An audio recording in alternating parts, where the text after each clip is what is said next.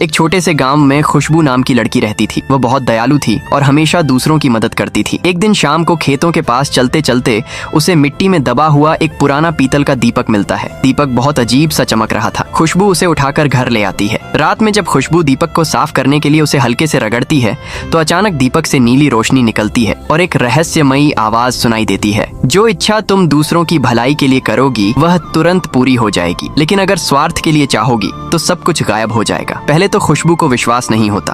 अगली सुबह वह परीक्षा लेने के लिए कहती है, काश हमारे गांव में हर घर के पास साफ पानी हो। इतना कहते ही सूखे कुएं में पानी भरने लगता है और पूरे गांव में खुशियां फैल जाती हैं। अब खुशबू को दीपक की ताकत पर भरोसा हो जाता है। वह गांव के लिए और इच्छाएं मांगती है। गांव में बड़ा स्कूल बन जाए और कुछ ही पल में वहां सुंदर स्कूल खड़ा हो जाता है। गांव में अच्छा अस्पताल बन जाए और देखते ही देखते नया अस्पताल तैयार हो जाता है। पूरा गांव खुशबू की तारीफ करने लगता है। धीरे धीरे खुशबू को अपनी शक्ति पर गर्व होने लगता है। अब वह अपने लिए इच्छाएं मांगने लगती है। महंगे कपड़े, शानदार घर, दूर दूर की यात्राएं, सब कुछ मिलने लगता है। लेकिन एक दिन लालच में आकर वह कहती है, काश मेरे घर में हीरो का पहाड़ बन जाए। जैसे ही वह इच्छा पूरी होती है, हीरे इतने ज्यादा हो जाते हैं कि घर भर जाता है। दरवाजे बंद हो जाते हैं और खुशबू अंदर फंस जाती है। तभी दीपक की वही आवाज फिर गूंजती है, जो शक्ति दूसरों की भलाई के लिए थी उसे लालच में इस्तेमाल करोगी तो वही मुसीबत बन जाएगी। डरी हुई खुशबू तुरंत कहती है, मुझे हीरे नहीं चाहिए, बस सब पहले जैसा हो जाए। एक तेज रोशनी चमकती है